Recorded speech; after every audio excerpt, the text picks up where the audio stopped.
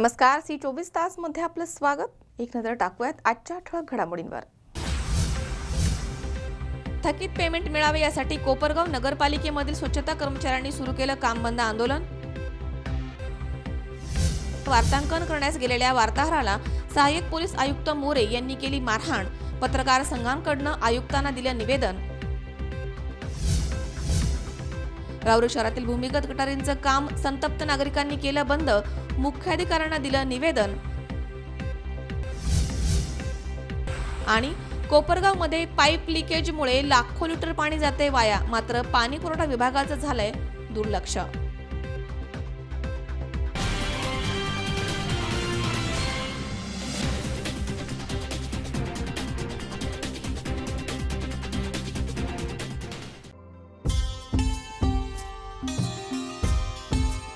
सुवर्ण लक्ष्मी जिथे, सुवर्ण खरेदी इथे। मुहूर्त विश्वासाचा, अक्षय समृद्धीचा, सादर आहे खजिना मनमोहक आभूषणांचा।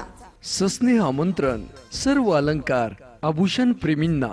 सुवर्णरत्न पुरस्काराचे मानकरी श्री सुनील शेठ गोकुळ शेठ दाभाडे यांचे Shri Ganesh jewellers and Saraf.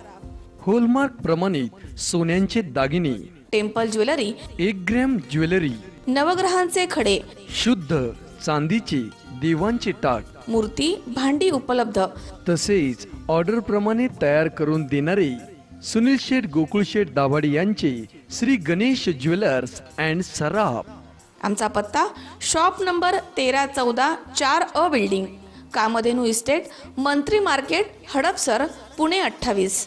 Phone number 020 26 99 95 21 आणि 72 19 52 17 17।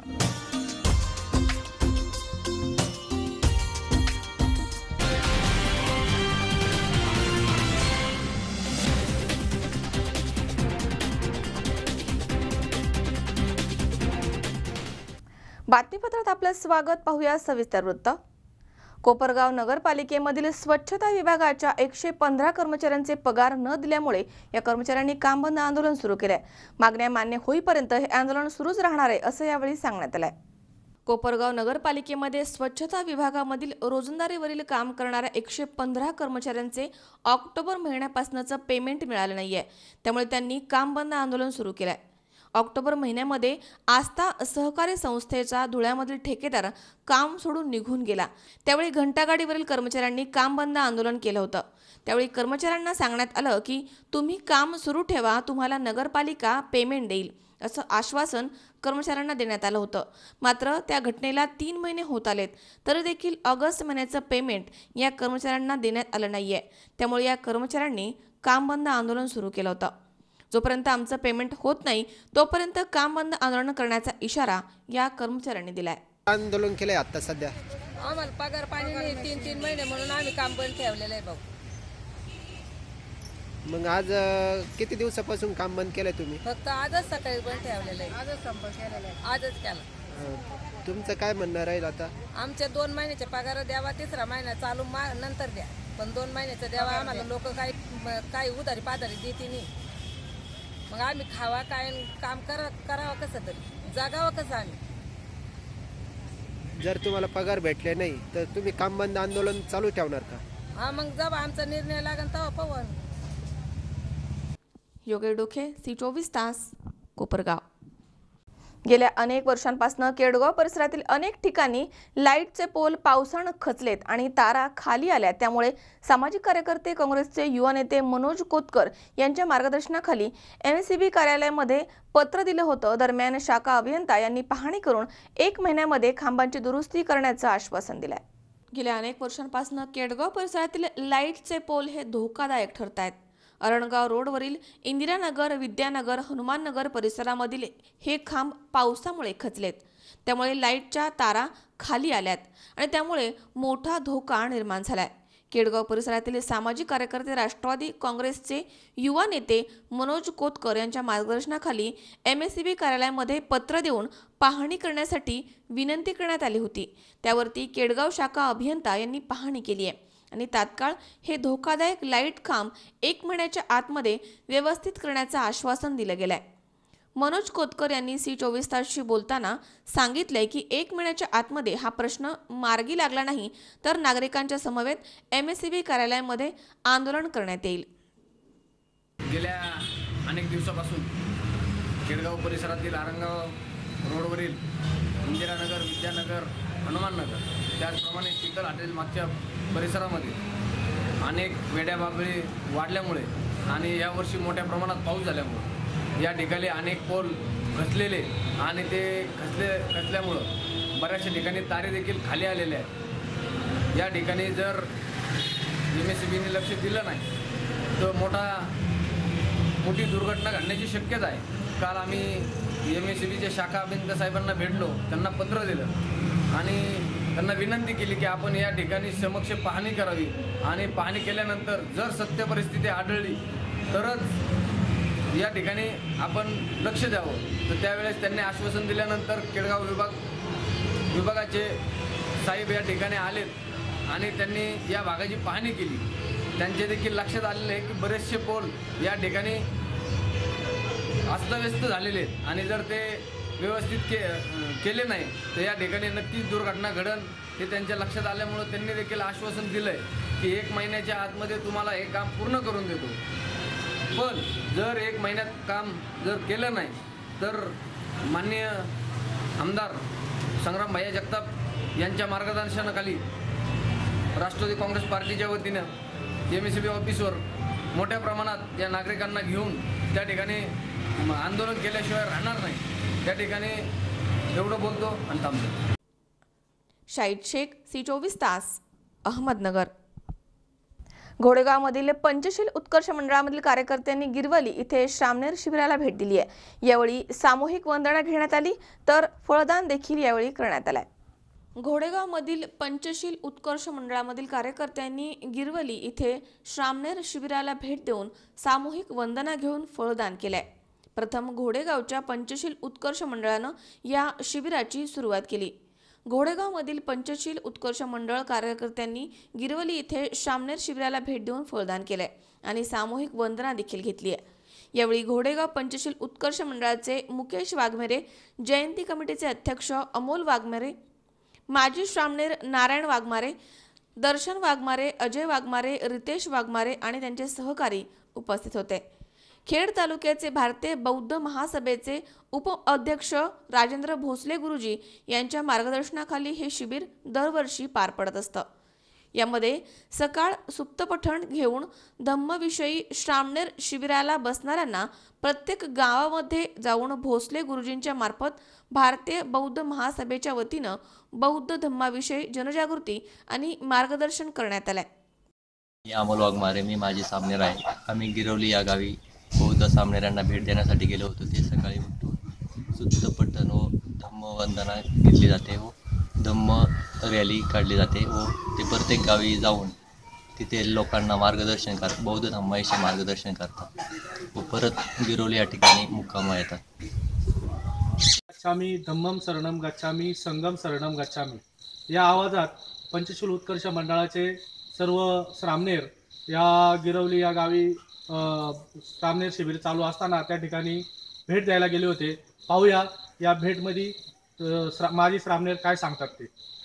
दी बुद्धिस्ट सोसायटी ऑफ इंडिया अर्थात भारतीय बौद्ध महासभा आंबेगाव तालुका यांच्या विद्यमानाने गिरवली या ठिकाणी चालू असलेल्या 10 दिवसीय शिबिराला घोडेगाव येथील पंचशील उत्कर्ष मंडळाने आज भेट दिली. यावेळी मंडळाचे अध्यक्ष अमोल वाघमारे, मुकेश वाघमारे यांनी सर्व श्रामणेरांना फळ दान करून त्या ठिकाणी सामूहिक वंदना घेतली. किशोर वाघमारे, C24 तास. या ठिकाणी वेळ झाली छोट्याशा विश्रांतीची. अवघ्या काही क्षणात परत येतोय. तुम्ही पाहत राहा C24 तास, सगळ्या वर्तमानात बिनधास्त.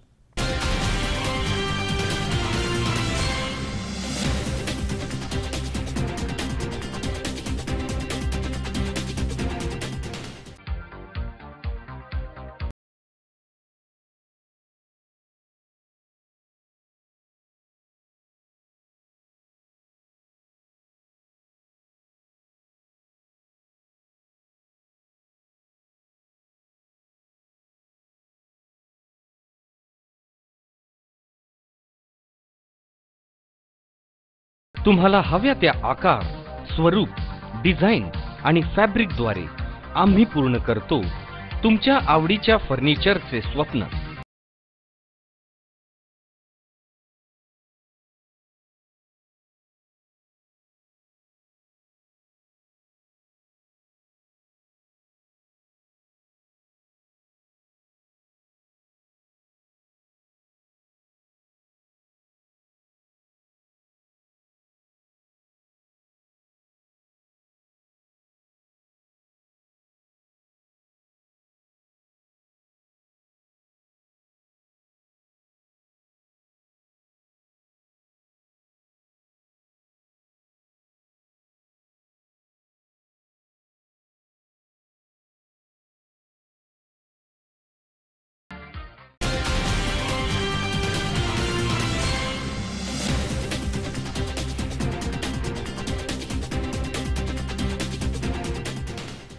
विश्रांतीनंतर बातमीपत्रात पुन्हा एकदा आपलं स्वागत. पाहूयात पुढची बातमी.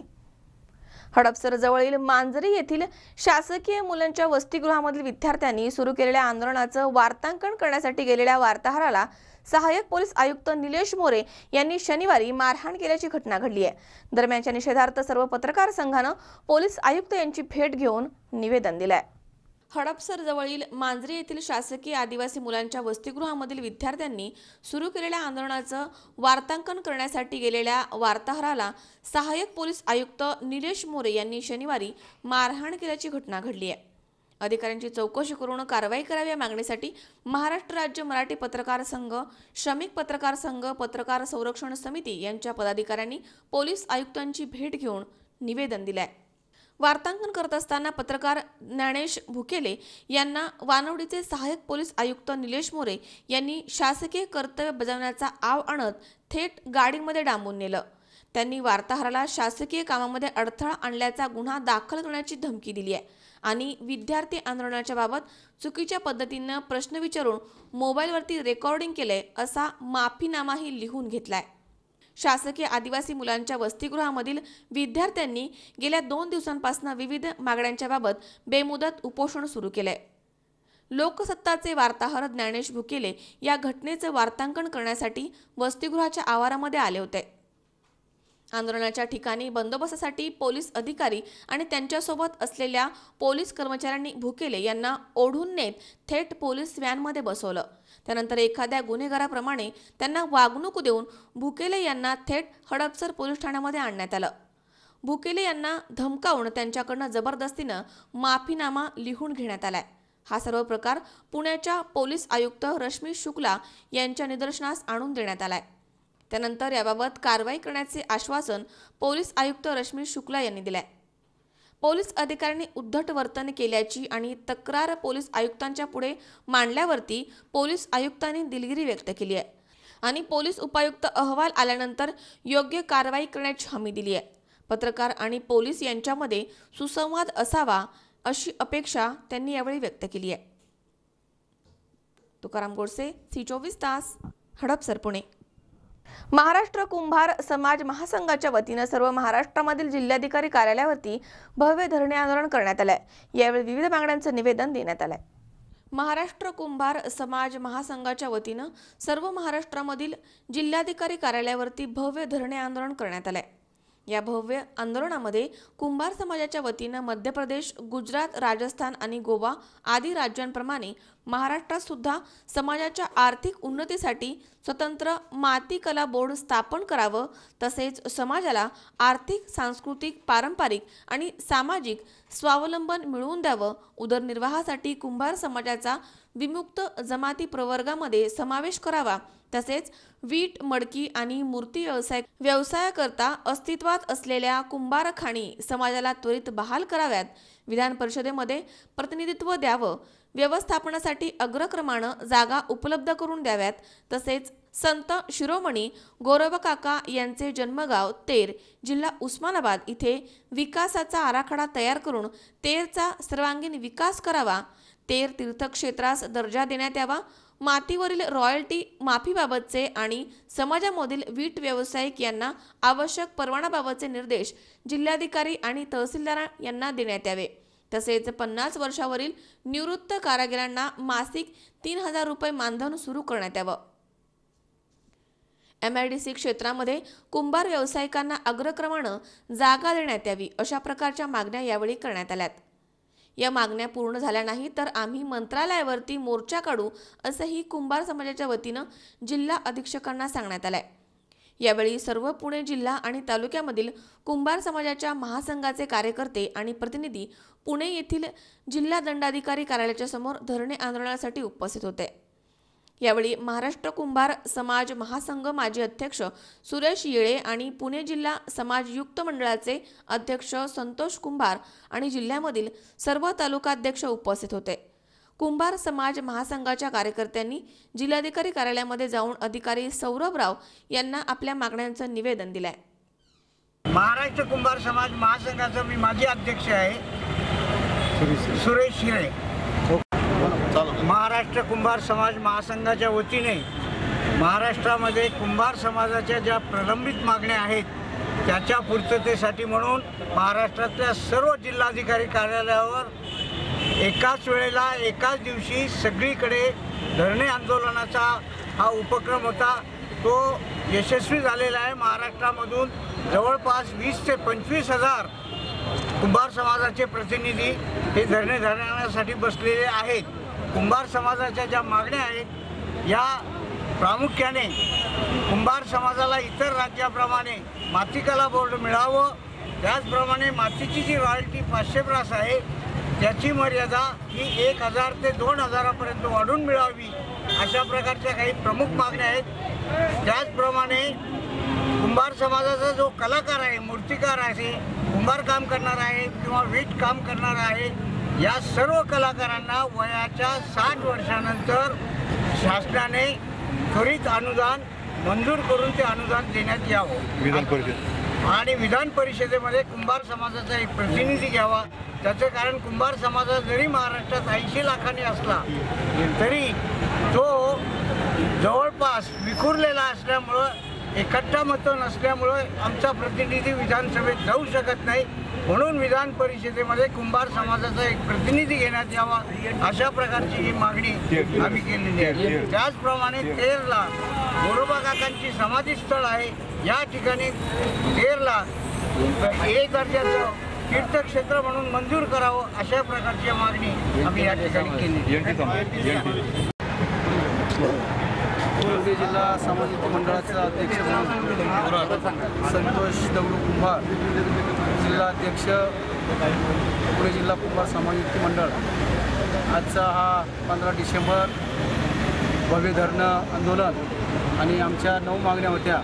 त्या मागण्यासाठी आम्ही जिल्हाधिकारी यांच्याकडे निवेदन दिलेलं आहे आणि जिल्हाधिकाऱ्यांनी ते निवेदन स्वीकारून आम्हाला न्याय द्यायचा त्यांनी निश्चय केलेला आहे आणि हा लवकरात लवकर न्याय पूर्ण करतील अशी मी या सर्व समाज बांधवांच्या वतीने आणि ह्या जर आम्हाला न्याय मिळाला नाही तर पुढील धरणे आंदोलन नाही तर भव्य मोर्चा हा मंत्रालयात होणार आहे. मडकी गाडगी फोड मंत्रालयात सरळ हा धडक मोर्चा म्हणून मंत्रालयामध्ये होणार आहे.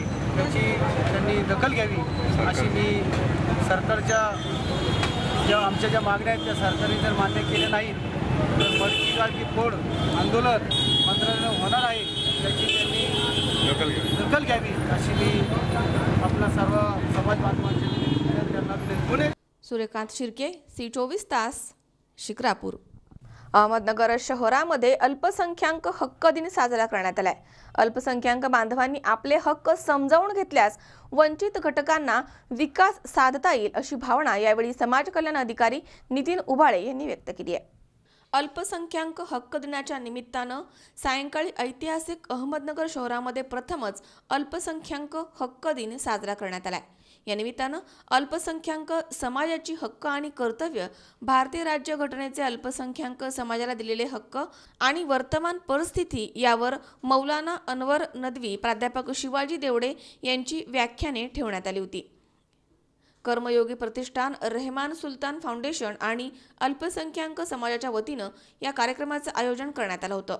या कार्यक्रमाला समाजाच्या सर्व स्तरातील मान्यवर आणि समाज बांधव उपस्थित होते. आज नगर शहरात अल्पसंख्याक हक्क दिवस फार उत्साहामध्ये साजरा करण्यात आला. 18 डिसेंबर 1992 रोजी युनायटेड नेशन ऑर्गनायझेशनने अल्पसंख्याक हक्काचा मसुदा पारित केला आणि हा अल्पसंख्याक हक्काचा मसुदा पारित केल्यानंतर 18 डिसेंबर हा दिवस जगभरात अल्पसंख्याक हक्क दिवस म्हणून साजरा केला जातो. आज अल्पसंख्याक हक्क दिवस साजरा करण्याचा महत्त्वपूर्ण उद्देश की अल्पसंख्याकांना आपल्या हक्कांची जाणीव व्हावी आणि बहुसंख्याकांनी अल्पसंख्याकांचे हक्क जोपासावे. जी आपल्या थोरमोठ्यांची शिकवण आहे ती शिकवण सगळ्यांनी लक्षात ठेवावी आणि अल्पसंख्याकांच्या हक्कांची कुठेही पायमल्ली होऊ नये. त्याचप्रमाणे भारतीय राज्यघटनेने अल्पसंख्याकांना दिलेले अधिकार, अल्पसंख्याकांची भाषा, त्यांचं राहणीमान, त्यांची परंपरा, त्यांची संस्कृती याला कुठेही तडा न जाता त्यांना त्यांच्या हक्कांचं संवर्धन करता यावं यासाठी अल्पसंख्याक हक्क दिवस हा साजरा केला जातो.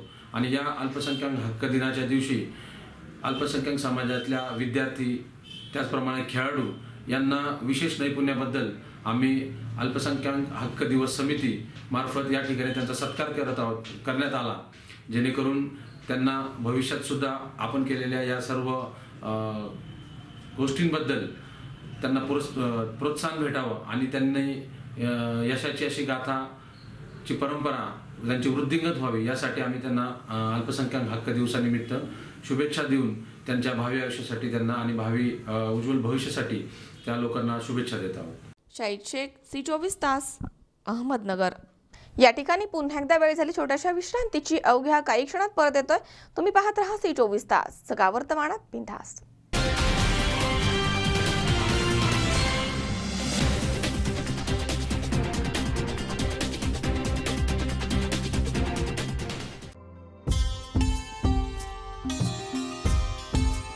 सुवर्ण लक्ष्मी जिथे, सुवर्ण खरेदी इथे. मुहूर्त विश्वासाचा, अक्षय समृद्धीचा, सादर आहे खजिना मनमोहक आभूषणांचा. सस्नेह आमंत्रण सर्व अलंकार आभूषण प्रेमींना. सुवर्णरत्न पुरस्काराचे मानकरी श्री सुनील शेठ गोकुळ शेठ दाभाडे यांचे Shri Ganesh jewellers and Saraf. Hallmark प्रमाणित सोन्यांचे दागिने. Temple jewellery, 1 gram jewellery. नवग्रहांचे खडे, शुद्ध चांदीचे देवांचे टाक. मूर्ती, भांडी उपलब्ध. तसेच ऑर्डर प्रमाणे तयार करून देणारे सुनील शेठ गोकुळ शेठ दाभाडे यांचे श्री गणेश ज्वेलर्स अँड सराफ. आमचा पत्ता shop number 1314 4A building, Kamdhenu estate, Mantri market, Hadapsar, Pune 28. Phone number 020 26 99 95 21 आणि 72 19 52 17 17.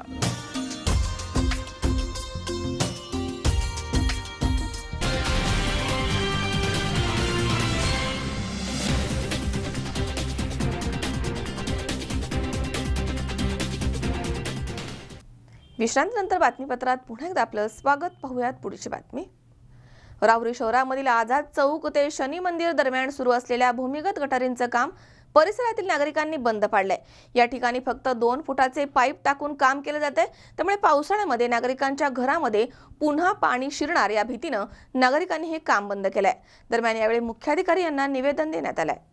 राहुरी शहरातील आझाद चौक ते शनी मंदिर दरम्यान सुरू असलेल्या भूमिगत गटारीचं काम परिसरातील नागरिकांनी बंद पाडलं आणि राहुरी नगर परिषदेचे मुख्याधिकारी नानासाहेब महानवार यांना निवेदन देऊन मोठा संताप व्यक्त केलाय. या निवेदनामध्ये म्हटलंय की पावसाळ्याच्या दिवसांमध्ये नवी पेठ, शिवाजी चौक, बुरुड गल्ली, जुनी पेठ, तनपुरे गल्ली, एकलव्य वसाहत आदी भागामधील पाणी शनी चौक इथे जमा होतं. सध्या त्या ठिकाणी 4 बाय 5 फूट मोठी गटारे, मात्र पाऊस जास्त झाला तर गटारी तुंबून भरून परिसरामधील नागरिकांच्या घरामध्ये पाणी शिरतं.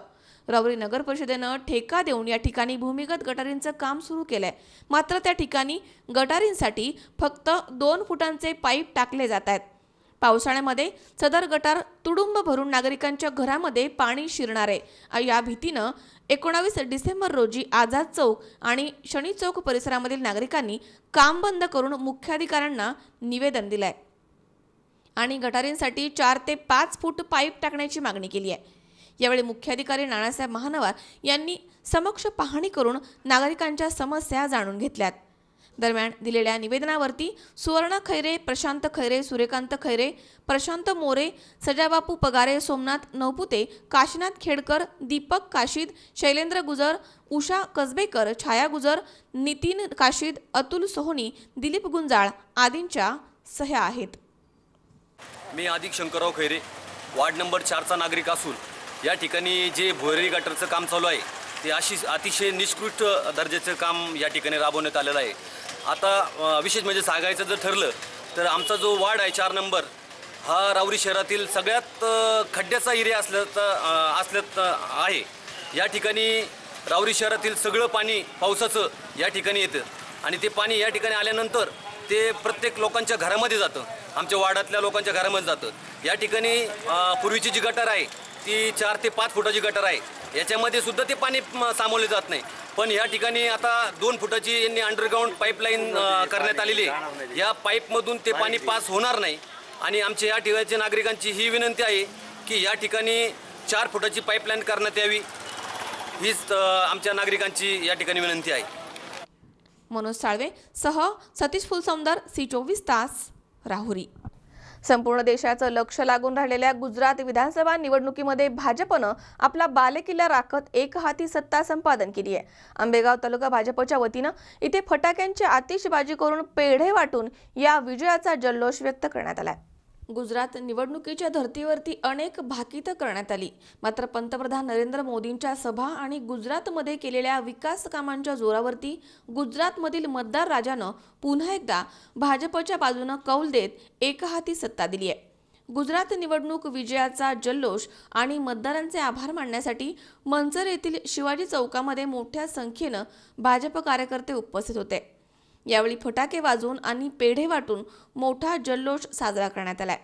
यावेळी भारतीय जनता पार्टी तालुका अध्यक्ष संजय थोरात यांनी गुजरातमधील मतदारांचे आभार मानताना आंबेगाव तालुक्यातील आमदार आणि खासदार हे भाजपचे वाढापे असल्याचा उपरोधिक टोला लगावलाय।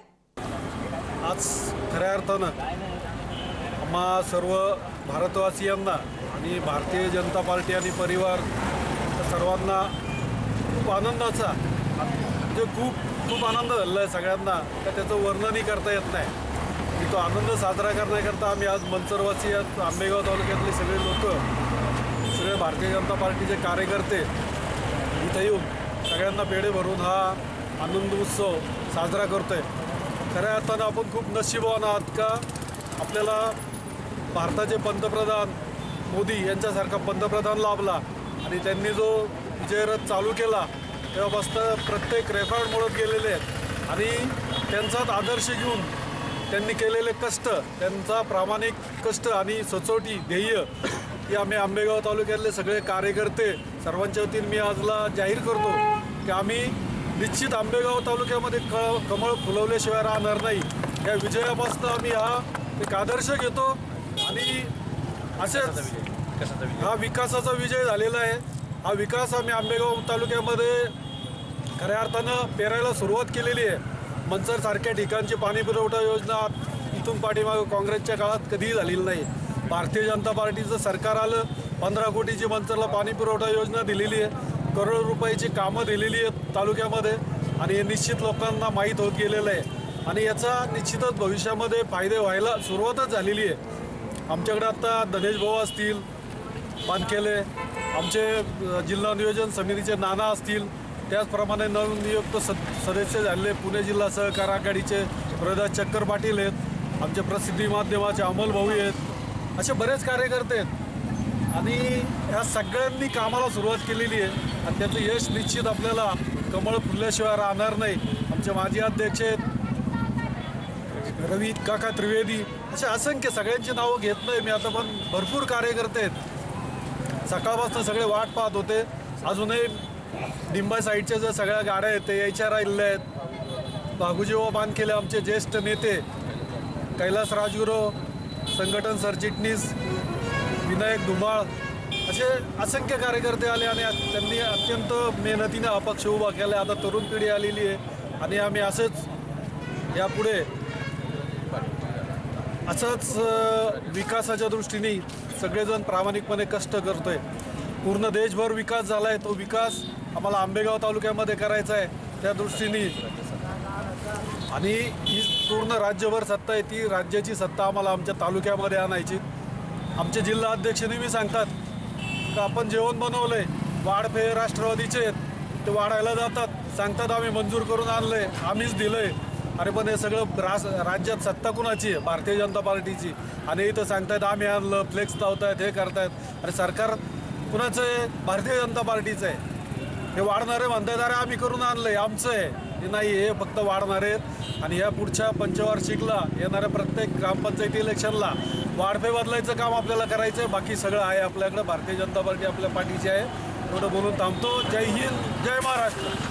या प्रसंगी भारतीय जनता पार्टी तालुकाध्यक्ष संजय थोरात, पुणे जिल्हा नियोजन मंडळाचे सदस्य भानुदास काळे, भाजप उपजिल्हाध्यक्ष धनेश बानखेले, कैलास राजगुरव, सोमनाथ फल्ले, गणेश काळे आदी मान्यवरांसह मोठ्या संख्येनं भाजप कार्यकर्ते उपस्थित होते. अमोल जाधव, C24 तास, आंबेगाव. मांजरी वसतिगृहामधील आदिवासी विद्यार्थ्यांच्या आंदोलनाला प्रकल्प अधिकाऱ्यांनी भेट दिली आहे आणि त्यांच्या मागण्या तोंडी स्वरूपामध्ये मान्य केल्यात. मात्र लेखी स्वरूपात या मागण्या मान्य झाल्या नाहीयेत. त्यामुळे या आंदोलनाला आता वेगळंच वळण लागू शकतं. मांजरी वसतिगृहामधील आदिवासी विद्यार्थ्यांनी विविध मागण्यांसाठी पुकारलेल्या आंदोलनाला प्रकल्प अधिकाऱ्यांनी भेट दिली आहे. विद्यार्थ्यांसोबत संवाद साधून मागण्या तोंडी मान्य करण्यात आल्यात. मात्र मागण्या मान्य केल्याचे लेखी स्वरूपामध्ये न दिल्यामुळे आंदोलन मागे न घेता चिघळण्याची चित्र पाहायला मिळत आहेत. बजेट नाहीये तर लेखी कसे देऊ असं प्रकल्प अधिकाऱ्यांनी स्पष्ट केलंय. मांजरी येथे आदिवासी मुलांचं शासकीय वसतिगृह आहे. मागील 1.5 वर्षांपासून शासनाच्या GR नुसार विद्यार्थ्यांना सुविधा मिळत नसल्यामुळे हे आंदोलन सुरू आहे. प्रकल्प अधिकारी आयुष प्रसाद, सहाय्यक प्रकल्प अधिकारी कालेकर, सहाय्यक पोलीस आयुक्त निलेश मोरे यांनी या ठिकाणी भेट दिली. गृहपालाने केलेल्या चुकीबाबत चौकशी करून त्यांच्या निलंबनाचा प्रस्ताव पाठवण्यात आलाय. जेवण चांगलं आणि दर्जेदार देणार, संगणक कक्ष, ग्रंथालय, थकलेला भत्ता हा विद्यार्थ्यांना मिळण्यासाठी बँकेकडे पाठवण्यात आलाय. तो लवकरच विद्यार्थ्यांना मिळेल. DBT निधी आणि वसतिगृहामध्ये सुरक्षा आणि स्वच्छतेसाठी मागणीनुसार गृहपाल आणि सफाई कामगार देण्याची व्यवस्था तात्काळ करण्याचे आदेश दिले आहेत. शिष्यवृत्तीबाबत कॉलेज आणि प्रशासन यामध्ये समन्वय साधून काय अडचण आहे याची पाहणी करून लवकरच शिष्यवृत्ती मिळावी यासाठी प्रयत्न करणार आहोत. या व्यतिरिक्त ज्या मागण्या योजनेमध्ये नाहीयेत त्या स्पर्धा परीक्षा, पुस्तके, इंग्लिश स्पीकिंग, टॅली कोर्स, खेळाचं साहित्य यासाठी वरिष्ठांना प्रस्ताव पाठवत आहोत असं आयुष यांनी सांगितलंय. दरम्यान विद्यार्थी आणि प्रकल्प अधिकारी यांच्यामध्ये शाब्दिक चकमक झाली आहे. मागण्या मान्य केल्याचे लेखी स्वरूपामध्ये द्या असा हट्ट विद्यार्थ्यांनी केला. मात्र प्रकल्प अधिकाऱ्यांनी लेखी देण्यास नकार दिलाय. यावरती विद्यार्थ्यांच्या मनामध्ये आता शंका उपस्थित झाली आहे आणि आंदोलन मागे न घेता तसेच पुढे सुरू ठेवण्यात आलंय. त्यामुळे प्रकल्प अधिकाऱ्याला वसतिगृहामधून निघून जावं लागलंय. यावेळी विद्यार्थ्यांनी प्रकल्प अधिकाऱ्यांच्या समोर त्यांचे अनेक प्रश्न मांडलेत. प्रकल्प अधिकारी आयुष प्रसाद सर यांनी आले आणि आश्वासन देऊन गेले. त्यांना मी दोन शब्दात म्हणलं, सर आम्हाला जे आश्वासन दिले ते रायटिंगमध्ये द्या, किंवा जे तुम्ही आतापर्यंत काय केलं आम्हाला ते आम्हाला सांगा, किंवा तुम्ही जे आम्हाला आयुक्तापर्यंत जे तुम्ही मेल केलेत, किंवा आमच्या गायकवाडच्या निलंबाच्या विरुद्ध संतोष गायकवाड गृहपाल यांच्या निलंबाच्या जे तुम्ही ETCना अपर आयुक्तांना जे निलंबनाचा आदेश पाठवला आहे ते आम्हाला दाखवा. त्यांनी काही दाखवलं नाही आहे, न रायटिंगमध्ये आम्हाला दिला आहे. तब्बल आम्ही त्यांना 18 मागण्या केल्यात, त्या मी तुम्हाला सांगतो. गृहपाल संतोष गायकवाड यांचे त्वरित निलंबन झालेच पाहिजेत, पहिली मागणी. दुसरी मागणी, जो आम्हाला इथं पहिला कर्मचारी होता कोरे मामा, त्यांना इथं आणायचं आहे. इथं त्यांना सफाई कामगार म्हणून त्यांची नियुक्ती लावायची इथं. दुसरी मागणी, स्पर्धा परीक्षा. हे आमच्यासाठी खूप मूलभूत गरज आहे स्पर्धा परीक्षेचे गेले आम्हाला पुस्तकं MPSC UPSCसाठी पुस्तकच अद्याप त्यांनी दिलेले नाही इथं. आणि दुसरी एक मागणी आमची, वसतिगृह प्रवेश प्रक्रिया वेळेत व्हावी. आज जूनपासून जुलै मेमध्ये जूनच्या स्टार्टिंगला मुलांचे रिझल्ट लागतात, त्याच्यानंतर जुलैमध्ये प्रवेश प्रक्रिया त्यांची असते. अजून मुलांचे इथं अजून ॲडमिशन नाही झालेत. मुलांचे डिसेंबर आला तरी फर्स्ट सेमिस्टर त्यांची कंप्लीट झाले, त्यांचे अजून ॲडमिशन नाही झाले. वसतिगृहातील अभ्यासिका त्यांनी अजून काहीच केलं नाही. वसतिगृहात प्रत्येक बिल्डिंग अभ्यासिका आहेत, अभ्यासिकेमध्ये त्यांनी काहीच लक्ष दिलं नाही आहे की सर त्या अभ्यासिकेमध्ये टेबल खुर्ची फर्निचर ह्या गोष्टी लावा, त्यांनी त्यामध्ये त्यांनी काहीच केलं नाही आहे. काही अजून आमच्या इम्पॉर्टंट मागण्या आता हे संगणक इंटरनेट प्रिंटर ह्या गोष्टी त्यांनी अद्याप निर्वाह भत्ता पण त्यांनी अजून वेळेवर म्हणजे देतच नाही. ते 2-3 महिन्यातून देतात. ते म्हणजे आता इथं पुण्याच्या ठिकाणी 700 रुपये पास आहे, 700 रुपयाचा पास आहे, 800 आम्हाला 800 रुपये भत्ता देतात, तेही वेळेवर देत नाहीत. आणि DBT तर मिळत नाही. DBT अजून एक मिळेल, DBT तर अजून आम्हाला दिलीच नाही. अजून दुसरी गोष्ट म्हणजे दीनदयाळ योजना आम्हाला दिली त्यांनी. दीनदयाळमध्ये 6000 रुपये आम्हाला इथं मानधन मिळते, महिना झालं. काही मुलांनी दीनदयाळमध्ये ॲडमिशन घेतलेले आहेत, त्यांना जूनपासून ते डिसेंबरपर्यंत अजून त्यांचे 6000 रुपये महिन्याला कधी पडलेच नाहीत. ते योजना अजून आमच्यासाठी ती लागूच झाली नाही असं मुलांना आम्हाला सर्वांना वाटते. अजून एक म्हणजे पुण्याच्या ठिकाणी 6000 रुपये महिन्याला ते देतात आम्हाला.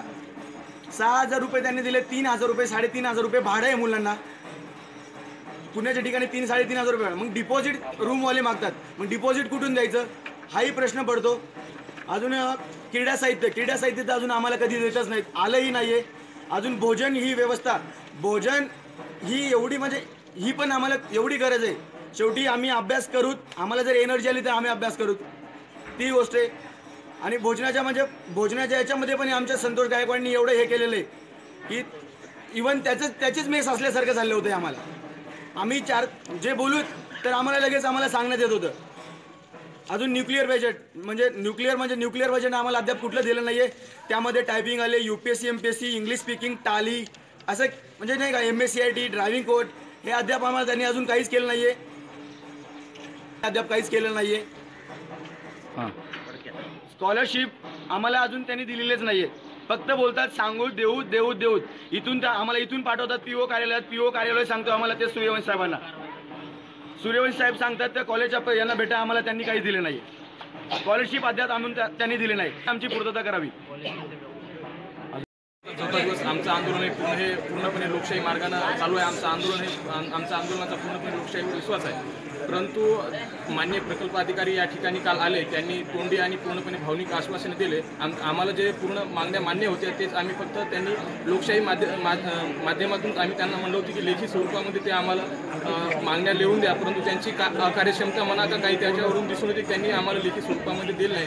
त्यावरून असा प्रश्न निर्माण होतोय की हे अकार्यक्षम प्रशासन महाराष्ट्र शासनाची दिशाभूल करत आहे. आणि आज आंदोलनाचा चौथा दिवस आहे. विद्यार्थ्यांनी अन्नाचा कुठलाही कण नाही घेतला, त्याच्यामुळे आज मुलांची प्रकृती अस्वस्थ झाली आहे. म्हणजे हे अकार्यक्षम प्रशासन मुलांचा मृत्यू व्हावा काय असं नेमकं वाट बघत आहे काय, हे प्रश्न मी आपल्या मीडियाच्या माध्यमातून शासनाला विचारू इच्छितो. तुकाराम गोडसे, C24 तास, हडपसर, पुणे. शिंदवणे घाट माथ्यावरील उरुळी कांचन जेजुरी महामार्गावरील वाघापूर गावच्या कुंजीर स्थळ नजीक पुरंदर उपसाच्या पंपगृह 5 समोरील पुलावरनं रविवारी सायंकाळी एक ट्रॅक्टर चारीमध्ये कोसळून अपघात झालाय.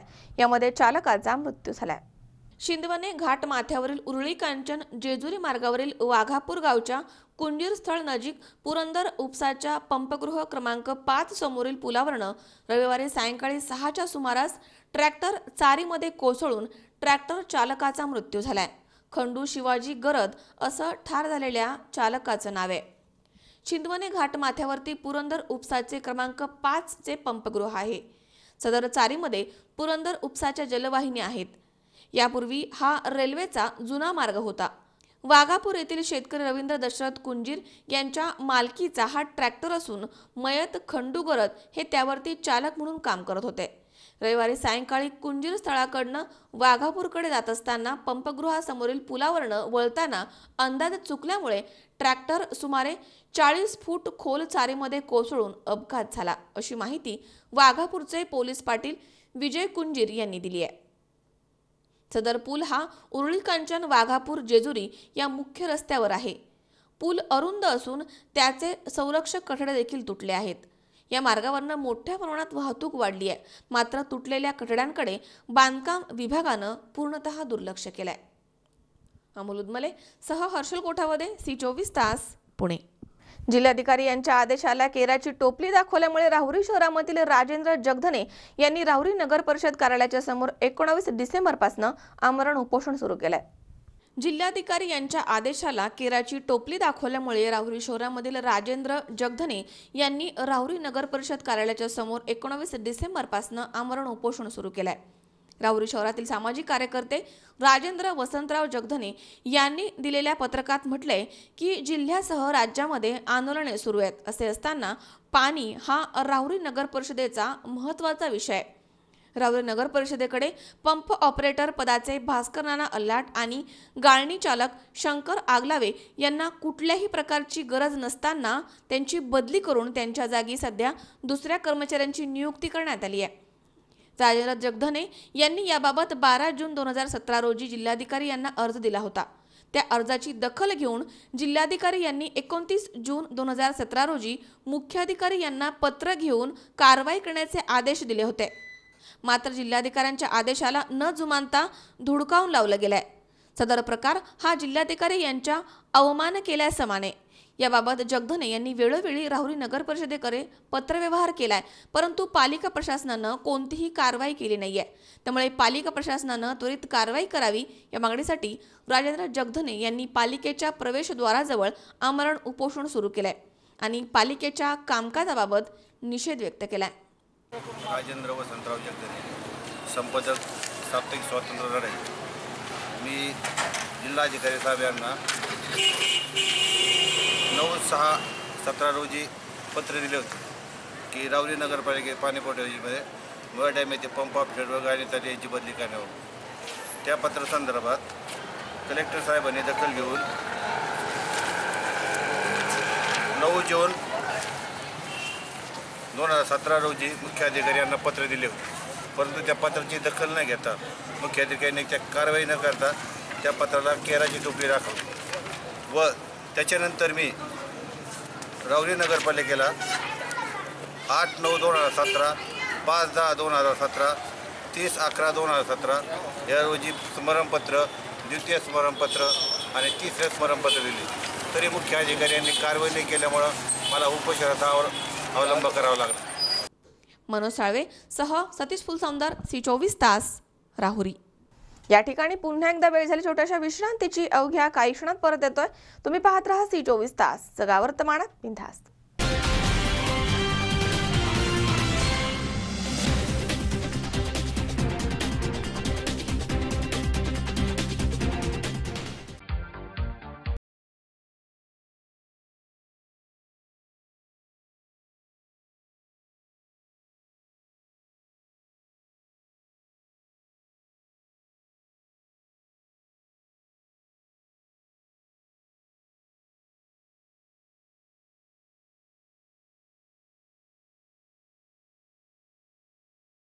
हव्या त्या आकार, स्वरूप, डिझाईन आणि फॅब्रिकद्वारे आम्ही पूर्ण करतो तुमच्या आवडीच्या फर्निचरचे स्वप्न।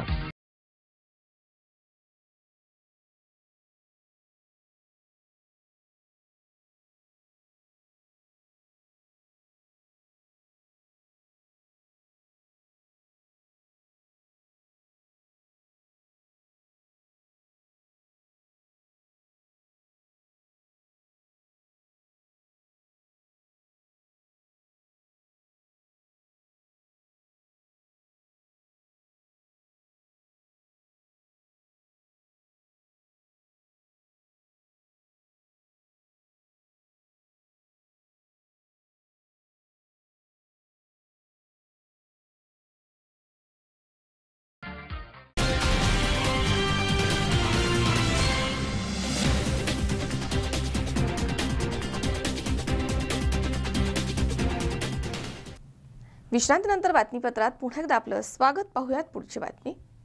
कोपरगाव शहरामध्ये ऐन हिवाळ्यामध्ये 4 दिवसाआड पाणी पुरवठा होतोय, तर दुसरीकडे मात्र गजानन भागामधील ईदगाह मैदानामध्ये पाईपलाईनला लिकेज आहे। तिथून गेल्या 10 दिवसांपासून लाखो लिटर पाणी वाया जात आहे। मात्र पाणी पुरवठा विभागाचं याकडे पूर्णतः दुर्लक्ष झालंय।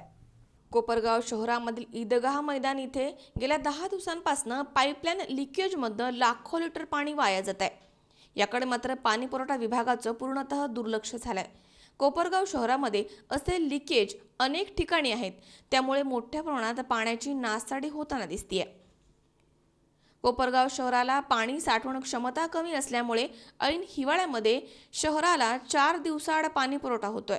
त्यातच अशा प्रकारे लिकेजद्वारे लाखो लिटर पाणी वाया जात आहे। त्यामुळे या गोष्टींकडे दुर्लक्ष केलं तर उन्हाळ्यामध्ये मात्र निश्चितच मागील वर्षाप्रमाणे 22 दिवसाआड पाणी पुरवठा होण्याची शक्यता नाकारता येत नाहीये। चालू वर्षी पूर्ण महाराष्ट्रभरात चांगला पाऊस झालेला आहे। एकीकडे चांगला पाऊस झालेला असताना कोपरगाव शहरात मात्र ऐन हिवाळ्यामध्ये 4 दिवसाआड पाणी पुरवठा कोपरगाव नगरपालिका करत आहेत। परंतु दुसरीकडे मात्र कोपरगाव शहरामध्ये पाण्याचं कमतरता असताना, पाण्याचे तलाव छोटे असताना 4 दिवसाआड पाणी पुरवठा करत आहेत। मात्र दुसरीकडे एकदा मैदान येथे आज आपण पाहू शकता या ठिकाणी गेल्या 15 दिवसापासून पाण्याचं लिकेज मोठ्या प्रमाणात होत आहे। लाखो लिटर पाणी वाया जात आहे। तरी पण कोपरगाव नगरपालिका पाणी पुरवठा विभाग याकडे दुर्लक्ष करताना दिसत आहे।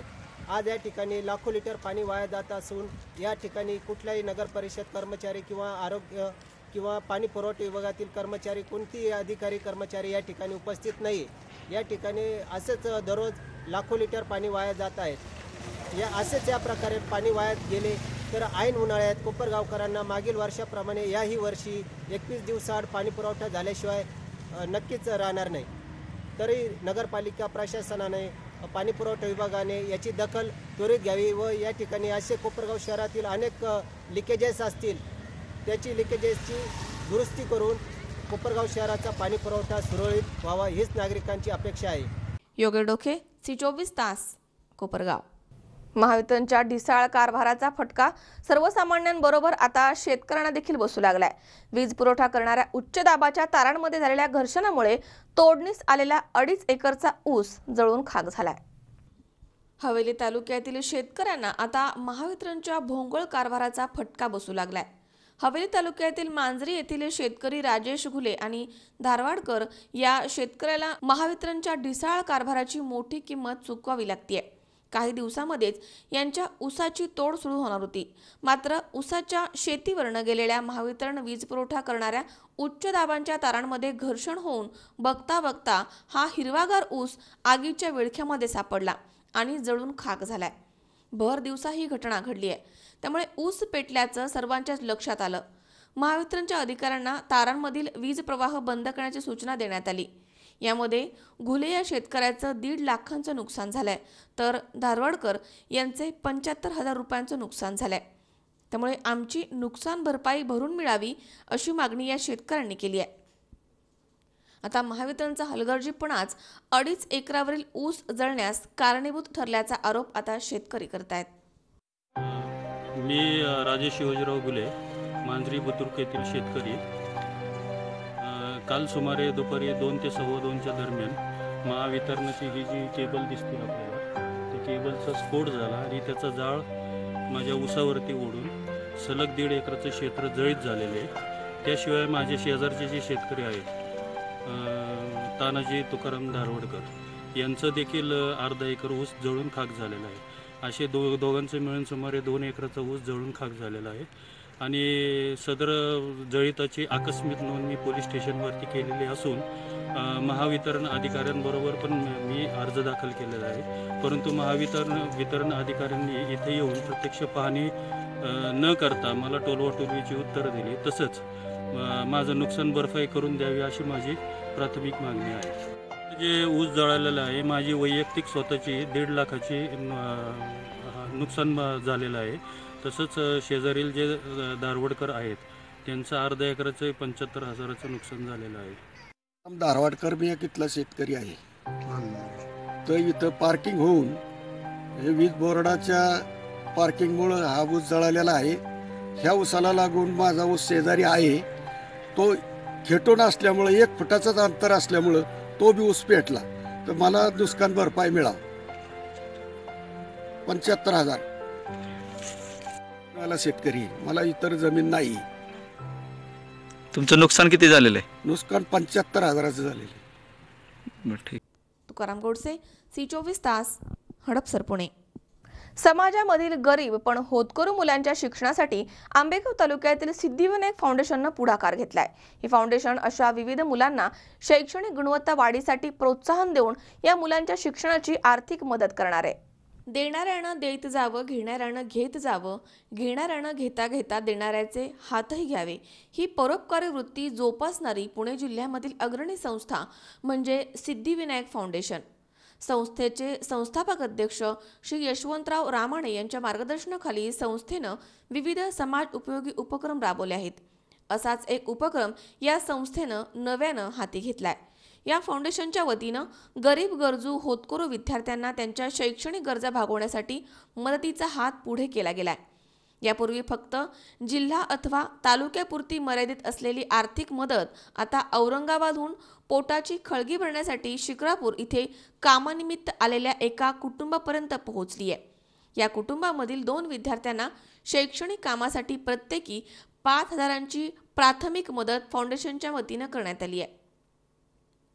औरंगाबादवरनं रोजगारासाठी शिक्रापूर इथे आलेल्या बर्डे कुटुंबाची आर्थिक परिस्थिती हालाकीची आहे, पण या कुटुंबामधील 2ही मुलं ही अभ्यासामध्ये अतिशय हुशार आहेत।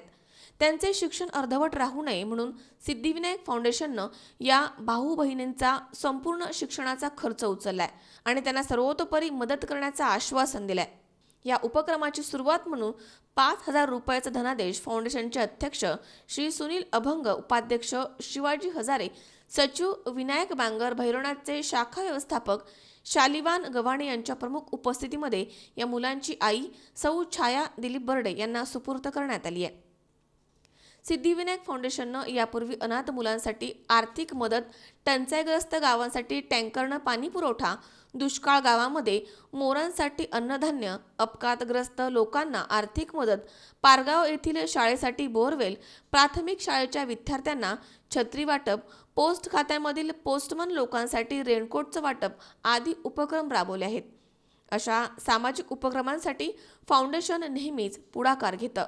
यापुढेही असे उपक्रम राबवले जातील असं संस्थेचे संस्थापक यशवंतराव रामाणे यांनी C24 तासशी बोलताना सांगितलंय। या प्रसंगी पंढरीनाथ पंडित, प्रसाद शेवाळे, विकास घोडेकर, संपतराव साकोरे आदी मान्यवर उपस्थित होते। संतोष पाचपुते, C24 तास, पारगाव। गडचिरोली जिल्ह्यामधील 8 नक्षलवाद्यांना कंठस्नान घालणारे राहुरी तालुक्यातील वांबोरी गावचे भूमिपुत्र सहाय्यक पोलीस उपनिरीक्षक संदीप भांड यांच्या उत्कृष्ट कामगिरीबद्दल तालुक्यामध्ये ठिकठिकाणी त्यांचा सत्कार केला जातोय। गेल्या आठवड्यामध्ये राहुरी तालुक्यातील वांबोरी येथील रहिवासी असलेले संदीप भांड यांच्या पथकानं वरिष्ठांच्या आदेशानं गडचिरोली इथे 8 नक्षलवाद्यांना कंठस्नान घातलं। त्यांच्या या कामगिरीच्या तालुक्यामधनं मोठं कौतुक होत आहे।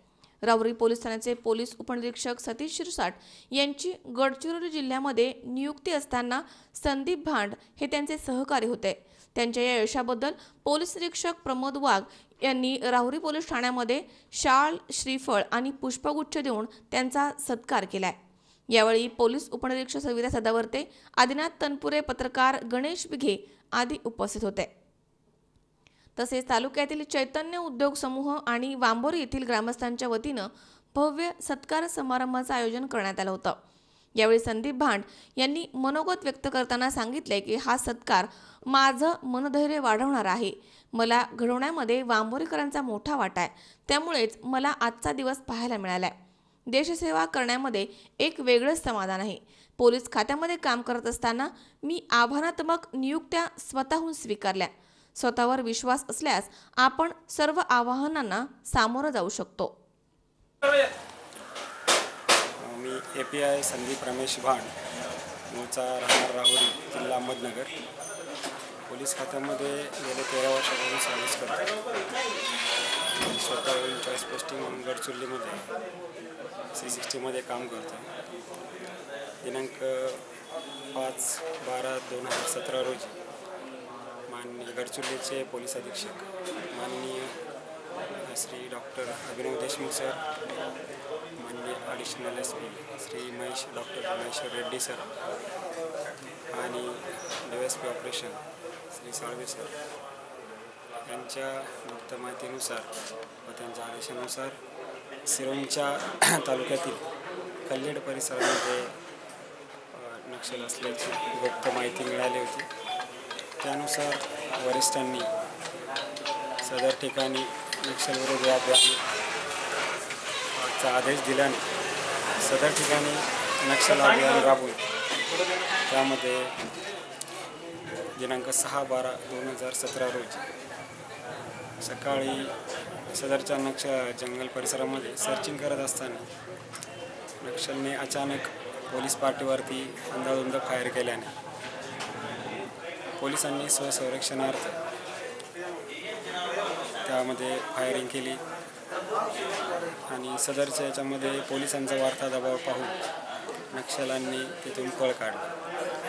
त्यानंतर सदर ठिकाणी सर्चिंग अभियान राबवले असता त्यामध्ये 2 पुरुष व 5 लेडीज असे घटनास्थळी 7 नक्षल मृतदेह मिळून आले. त्यानंतर काही दिवसांनी सदर फायरिंगमधलीच एक 8वी नक्षल बॉडी त्या परिसरामध्ये मिळून आली. मनोज साळवे सह सतीश फुलसौंदर, C24 तास, राहुरी. पुन्हा एकदा पाहूयात काही ठळक घडामोडी. थकीत पेमेंट मिळावे यासाठी कोपरगाव नगरपालिकेमधील स्वच्छता कर्मचाऱ्यांनी सुरू केलं काम बंद आंदोलन. वार्तांकन करण्यास गेलेल्या वार्ताहराला सहाय्यक पोलीस आयुक्त मोरे यांनी केली मारहाण. पत्रकार संघांकडून आयुक्तांना दिलं निवेदन. राहुरी शहरातील भूमिगत गटारींचं काम संतप्त नागरिकांनी केलं बंद. मुख्याधिकाऱ्यांना दिलं निवेदन. आणि कोपरगावमध्ये पाईप लिकेजमुळे लाखो लिटर पाणी जाते वाया, मात्र पाणी पुरवठा विभागाचं झालंय दुर्लक्ष.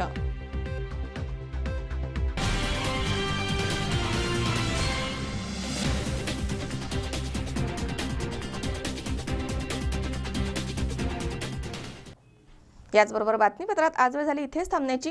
ताज्या अपडेटसाठी बघत रहा C24 तास. जगा वर्तमानात बिनधास्त.